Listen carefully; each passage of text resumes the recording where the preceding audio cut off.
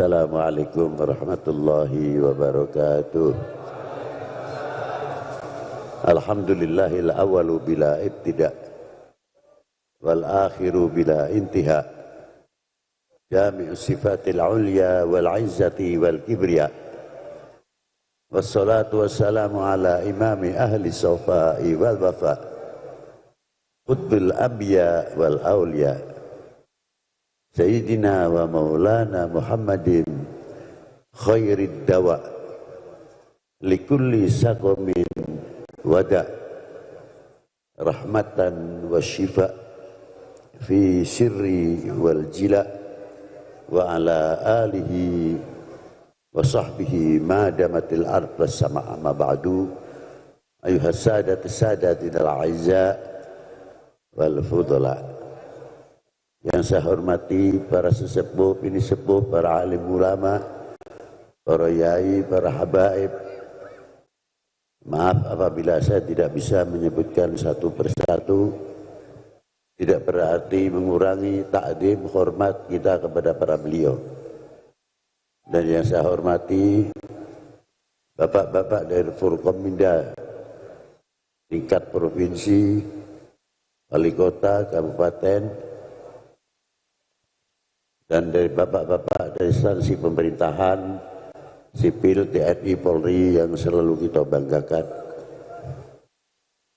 Hadirin wal hadirat rahimakumullah. Pada sore hari ini kita kumpul setiap tahun yang tidak ada istilah bosannya. Selalu berhadapan dengan pusara tokoh daripada Nasrul Islam, khususnya yang ada di Jawa. Beliau adalah putra Al-Imam Ibrahim Asmarokondi. Ibrahim Asmarokondi, beliau seorang tokoh ekonom, bukan agama saja. Beliau ahli keuangan. Maka di zaman Brawijaya beliau diangkat menjadi Menteri Keuangan. Sedangkan Maulana Malik Ibrahim diangkat menjadi Menteri Ekonomi dan Menteri Irigasi. Dipegang dua orang ini, makmur sekali bagaimana perkembangan dunia Islam yang bisa memasukkan income kepada negara yang ditempati sehingga memudahkan, meluaskan daripada Nasrul Islam. Itulah strategi para ulama kita, itu tertera di dalam kitab Babat Tanah Jawa. Itu ada. Sayyid Ibrahim Asmarokondi, saya diantara ingin belajar kagum sama beliau. Karena wali 9 yang masuk ke Indonesia ini bukan seperti saya ini. Bukan. Datang sudah diselawati. Terkadang datang sudah tolal badru alaina dan segalanya. Para beliau habaib masuk ke Indonesia betul-betul keringat, pahit. Bagaimana cara mengenalkan dia masuk rumah ke rumah? Kalau para beliau itu datang hanya dengan pakaian saja, tidak, beliau dengan ekonomi, membawa barang-barang sehingga pintu digedor atau kulonwun itu diterima dengan mudah karena ada wasitoh bitijaroh. Itu diantaranya. Maka wali 9 semuanya dan sebelumnya rata-rata min ahli tijaroh, artinya ekonomi.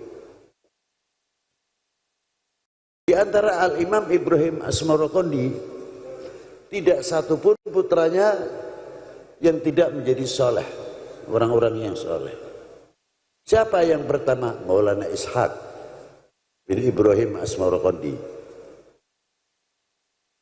Yang mempunyai putra juga tokoh fuqaha yang luar biasa di zamannya, yang mempunyai wawasan yang begitu luas Dia sebagai seorang mufti pertama di zaman Wali Sembilan. Siapa? As-Sayyidi Muhammad Ainul Yakin bin Ishaq bin Ibrahim Asmorokondi. Yang kedua, Al-Imam Ali Al-Murtadha. Dan ini yang banyak disalahpahami, seolah-olah Al-Imam Ahmad Rahmatillah Sunan Ampel namanya Ali dari sini. Padahal Imam Ali Al-Murtadha ayah dari Said Utsman Haji Sunan Mondoliko Jepara. Yang ketiga, anak dari Imam Ibrahim Asmorokondi adalah Qutbil Aqtab, Syekhu Masyayihil Ulama wal Awliya,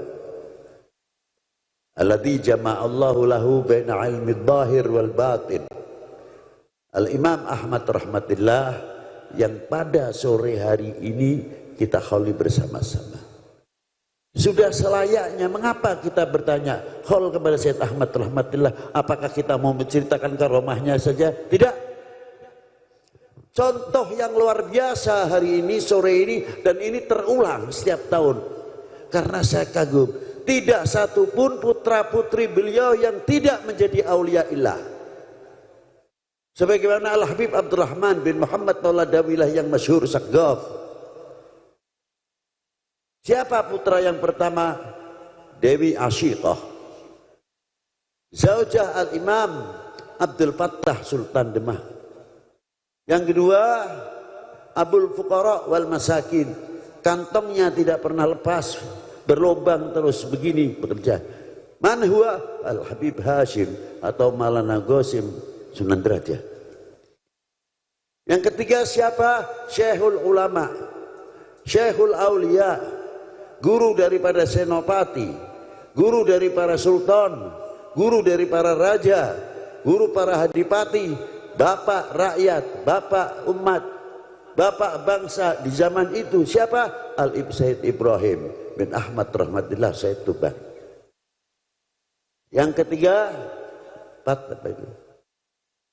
Al-Imam Zainal Abidin Sunan Qadi Demak.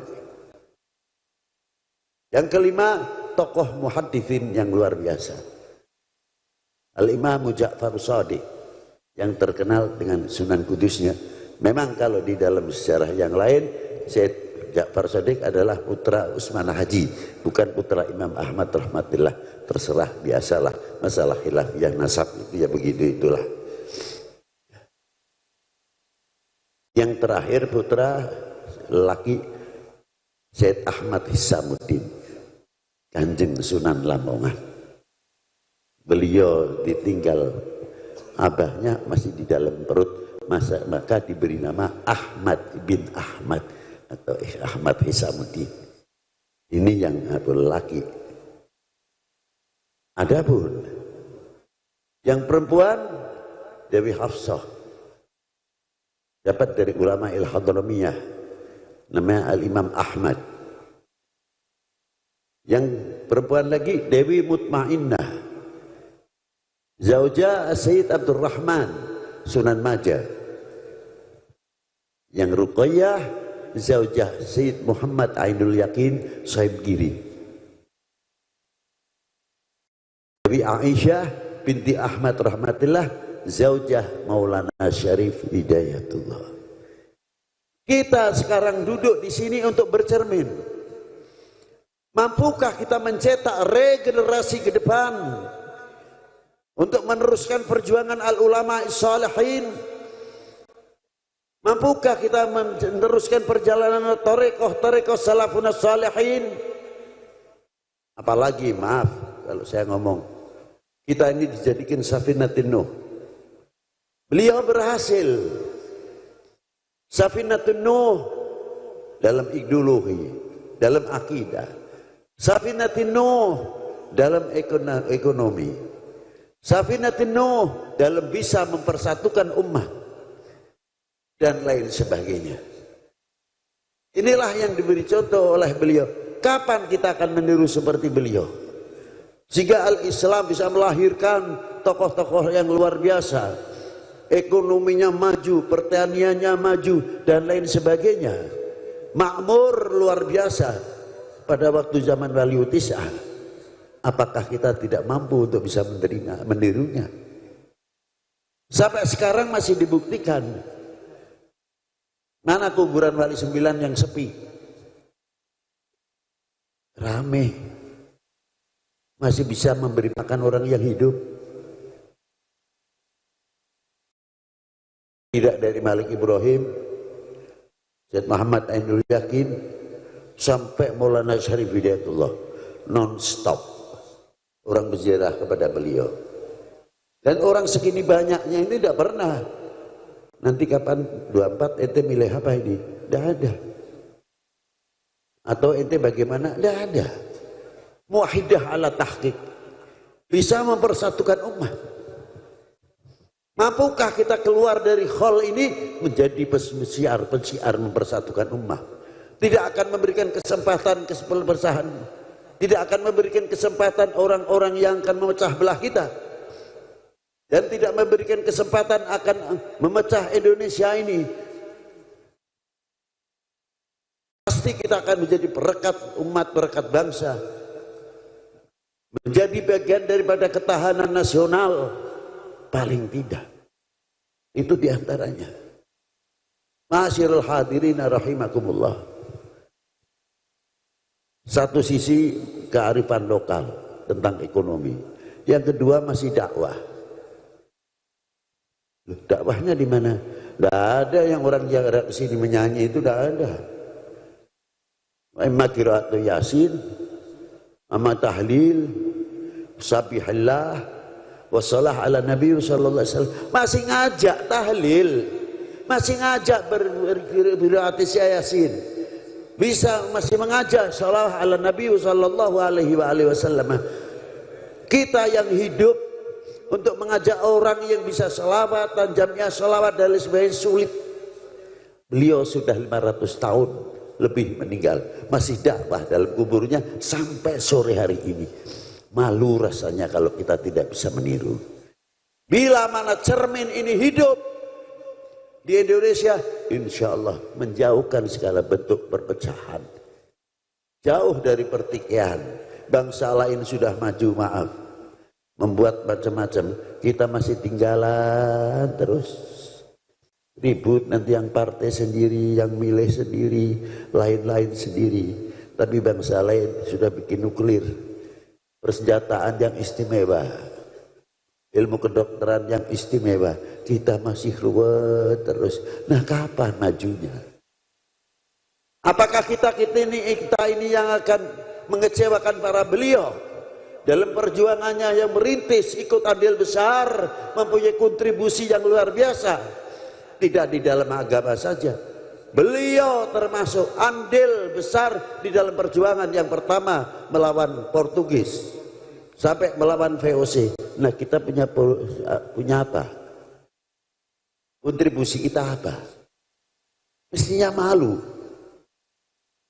Terakhir, karena kita ini mendekati bulan Ramadan, mari kita jaga, kita ikuti thariqah apa yang ada digelar oleh para al-habaibna, para ulama'ina, as-salihin. Dengan Ramadan ini kita selalu ingat bahwa Ramadan itu membersihkan fisik, membersihkan batin, membersihkan hasil karya yang kita makan. Insyaallah sumu tasihu fid dunya wa tasihu fil akhirah. Allahumma amin ya rabbal alamin. Maka dari itu jangan sampai kita hadir hall yang hasilnya memalukan beliau di hadapan Allah Subhanahu wa taala. Kita hadir hall, kita bisa mengangkat, tidak mengecewakan perjuangan para beliau. Demikian yang bisa saya sampaikan, walaupun tidak berarti. Wabillahi taufiq wal hidayah wal afu minkum. Wassalamualaikum warahmatullahi wabarakatuh.